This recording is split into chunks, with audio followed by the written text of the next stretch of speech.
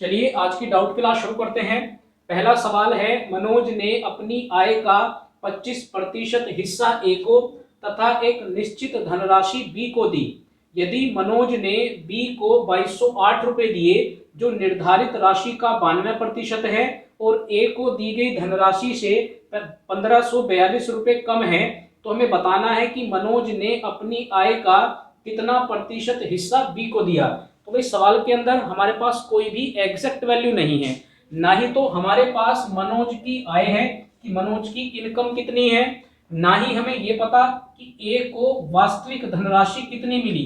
केवल हमें क्या दिया गया है कि ए को 25% हिस्सा मिला है, और ना ही हमारे पास बी की एग्जैक्ट धनराशि है कि बी को कुल धनराशि कितनी मिली है। केवल क्या कहा गया है कि मनोज ने बी को 2208 रुपए दिए जो निर्धारित राशि का 92% है और ए को दी गई धनराशि से 1542 रुपए कम है। तो भाई कैसे करेंगे सवाल को, तो हमें तीन वैल्यू चाहिए। एक तो हमें मनोज की आय चाहिए कि मनोज की आय कितनी है, ठीक है। एक हमारे पास ए की धनराशि होनी चाहिए और एक हमारे पास बी की धनराशि होनी चाहिए कि ए को कितने रुपए मिले और बी को कितने रुपए मिले। तो सबसे पहला काम हम क्या करते हैं कि हम मनोज की आय को 100 मान लेते हैं। भाई आय हमें दी नहीं गई है तो हमने अपनी तरफ से आय को, इनकम को कितना मान लिया, हमने इसको 100 रुपए मान लिया। अब अगर हम अकॉर्डिंग टू क्वेश्चन चलते हैं तो मनोज ने अपनी आय का 25% हिस्सा ए को दिया था।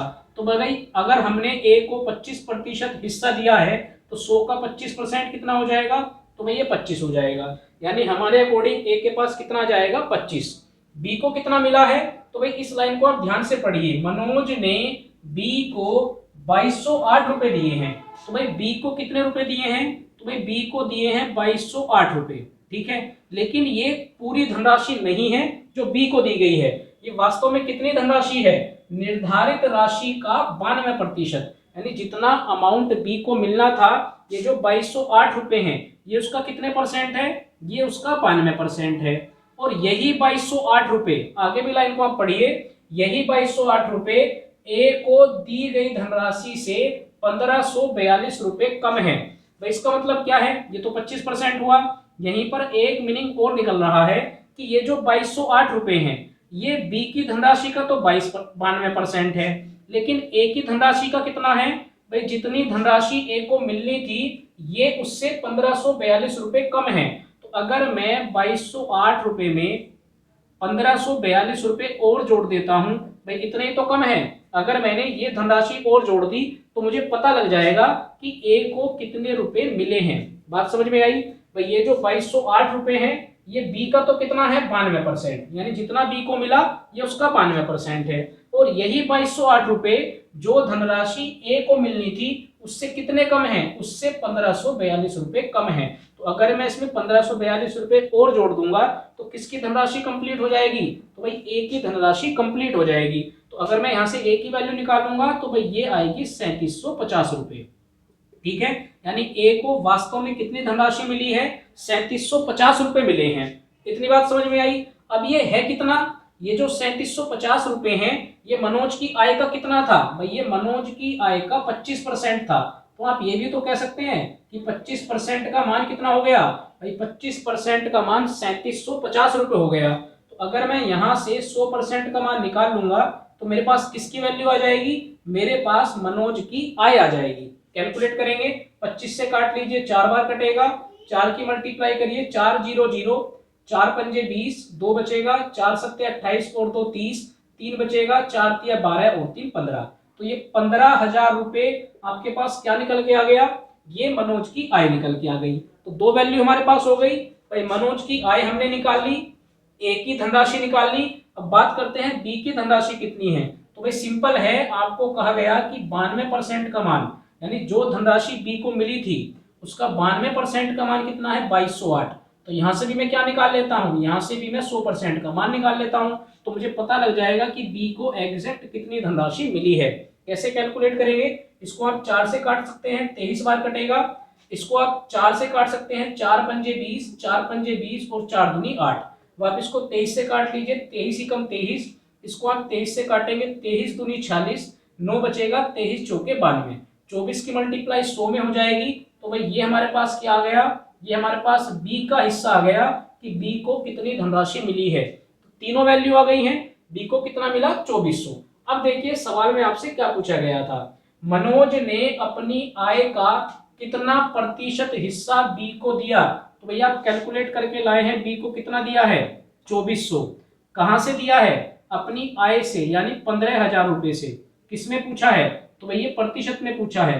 तो ये सब कुछ मैंने आपको परसेंटेज के चैप्टर के अंदर बता रखा है कि किस तरह से आप परसेंटेज को कैलकुलेट करते हैं। इसलिए मैंने आपसे पिछले क्लासेस में कहा है कि आप इन पिछले क्लासेस को percentage, profit loss, simple interest, इन सभी चैप्टर्स को आप अच्छे से देख ले। तो अब यहाँ पर हमें कैलकुलेट करना है, 2 जीरो से 2 जीरो कैंसिल आउट हो जाएंगी। इस 1 जीरो से आप ये 1 जीरो काट दोगे, 24 की मल्टीप्लाई 10 में करोगे 240 बन जाएगा। नीचे कितना है, तो भाई नीचे 15 है। बस कैलकुलेट करना है, 15 एकम 15, 9 बचेंगे, जीरो उतारोगे, 15 छीके 90। तो वास्तव में जो बी को धनराशि दी गई है वो कितनी है, वो वास्तव में 16% है। आई होप कि पहला क्वेश्चन आपको अच्छे से समझ में आया है। चलिए दूसरा सवाल करते हैं।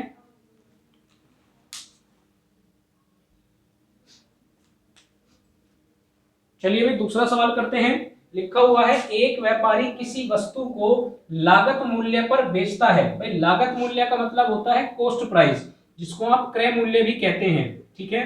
तो एक व्यापारी किसी वस्तु को लागत मूल्य पर बेचता है, लेकिन वह गलत वजन का प्रयोग करता है, यानी जो हमारे बाट होते हैं, यहाँ गलत वजन से मतलब होता है जैसे हमारा 1 किलो का बाट है, 2 किलो का बाट होता है, 5 किलो का बाट होता है, जिसको आप इंग्लिश में कहते हैं वेट। तो वो क्या करता है, वो गलत वजन का प्रयोग करता है, यानी जब वो किसी सामान को तोलेगा तो हो सकता है कि वो 1 किलो के स्थान पर 900 ग्राम का इस्तेमाल कर रहा हो, 2 किलो के स्थान पर 1 किलो का इस्तेमाल कर रहा हो, तो इसको कहते हैं गलत वजन का प्रयोग करना। तो वह गलत वजन का प्रयोग करके 25% लाभ प्राप्त करता है। भाई बिल्कुल ऐसा ही होगा कि अगर आप 1 किलो के स्थान पर 900 ग्राम बाट का इस्तेमाल करेंगे किसी वस्तु को देने के लिए, तो जाहिर सी बात है कि आपको प्रॉफिट ही होना है। तो पूछा गया है कि वस्तु के प्रति किलो वजन में कितना अंतर है, यानी भाई मान के चलिए 1 किलो का इस्तेमाल करना था, लेकिन उसने 900 ग्राम का इस्तेमाल करा, तो आपसे पूछा गया वस्तु के प्रति किलो वजन में कितना अंतर है, यानी यहाँ पर कितना डिफरेंस आ रहा है। तो भाई अगर 1 किलोग्राम की बात करेंगे तो इसको हम ग्राम में कन्वर्ट करेंगे, 1000 हो जाएगा। जैसा मैंने बताया, मान के चलिए 900 ग्राम का इस्तेमाल कर रहा है, तो दोनों में कितने का अंतर आया, तो भाई दोनों में 100 ग्राम का अंतर आया। इसी तरह की बात इस सवाल में पूछी है कि वस्तु के प्रति किलो वजन में कितना अंतर है। तो ये कैसे कैलकुलेट करेंगे, तो आपने बट्टा वाला चैप्टर आता है जिसको हम बोलते हैं डिस्काउंट, उस बट्टे वाले चैप्टर में, डिस्काउंट वाले चैप्टर में एक फॉर्मूला आता है जहां पर हम क्या लिखते हैं कि जो हमारा लाभ प्रतिशत होता है, भाई जो हमारा लाभ प्रतिशत होता है उसको हम लिखते हैं 1000 माइनस जो हम गलत वजन का प्रयोग करते हैं उसको हम दिखाते हैं डब्लू से, डब्लू मतलब रोंग, और यही डब्लू हम नीचे रखते हैं। ये 1000 क्या है भाई, ये किलो में होता है, जैसे 1 किलो है तो हम उसको ग्राम में बना के लिखते हैं तो कितना हो जाता है 1000। ये फॉर्मूला आपकी बुक में मिल जाएगा जहां पर लिखा होता है लाभ प्रतिशत बराबर 1000 माइनस ये डब्लू क्या है, जो हम गलत वजन का प्रयोग करते हैं, ये उसकी वैल्यू है, अपॉन नीचे वापस डब्लू आता है और इनटू में क्या आता है 100। ये एक पूरा फॉर्मूला होता है। तो हमें क्या करना है, जो भी हमें क्वेश्चन के अंदर वैल्यू दी गई है उसको उठा के हम यहाँ पर रख देंगे। तो लाभ हमें कितना दिया गया, तो ये लाभ दिया गया है 25% का, यहाँ पर 1000 है। अब पहले हम ये निकाल के ले आते हैं कि भाई वो कितने वजन का प्रयोग कर रहा है।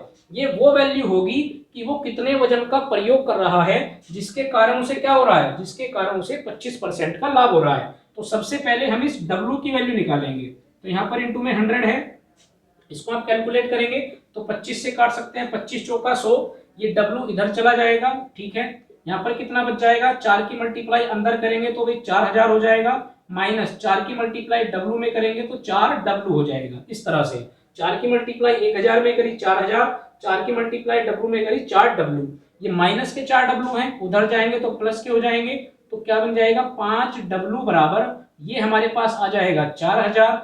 डब्लू की वैल्यू हम निकालेंगे तो भाई 5 अट्ठे 40, आगे कितनी बच जाएंगी 2 जीरो, और ये वैल्यू किस में आई है, तो मैंने अभी आपको बताया कि ये पूरा 1 किलोग्राम होता है, लेकिन फॉर्मूले के अंदर हम इसे ग्राम में रखते हैं।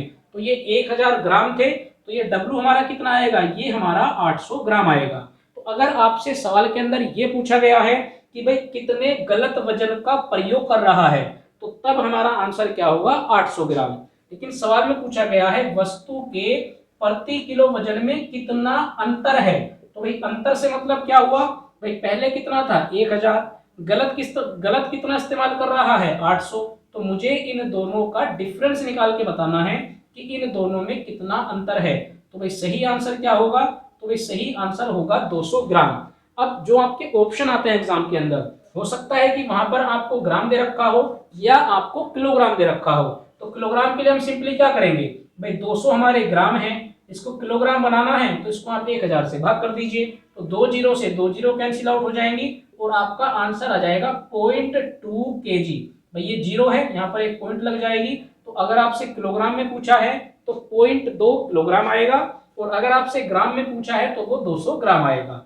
आई होप कि आज की डाउट क्लास के दोनों क्वेश्चन आपको अच्छे से समझ में आए हैं। कहीं पर कोई डाउट अगर रहा हो तो वो आप मुझे कमेंट बॉक्स में लिख के बता सकते हैं। साथ ही हर क्लास के अंदर मैं आप लोगों से यही बार बार कह रहा हूं कि जो भी आपके डाउट है, मैथ के डाउट हैं या रीजनिंग के डाउट हैं, तो जब भी आप अपनी बुक से क्वेश्चन करें तो जो भी डाउट्स आ रहे हैं वो आप मुझे मेरे व्हाट्सएप नंबर पर भेज सकते हैं। मेरा व्हाट्सएप नंबर है 9997172170। इसके अलावा अगर आपको मेरा पढ़ाया हुआ समझ में आ रहा है, डाउट क्लास के जो क्वेश्चन मैं आपको करा रहा हूं, इनको करने के बाद आपके डाउट्स खत्म हो रहे हैं, तो आप चैनल को सब्सक्राइब जरूर करिए। लोकवाणी पाठशाला चैनल का नाम है, खुद भी सब्सक्राइब करिए, अपने साथ पढ़ने वाले दोस्तों से भी कराइए। तो अगली क्लास में कुछ नए डाउट्स वाले क्वेश्चन के साथ वापस आप लोगों से मुलाकात होगी। Thank you.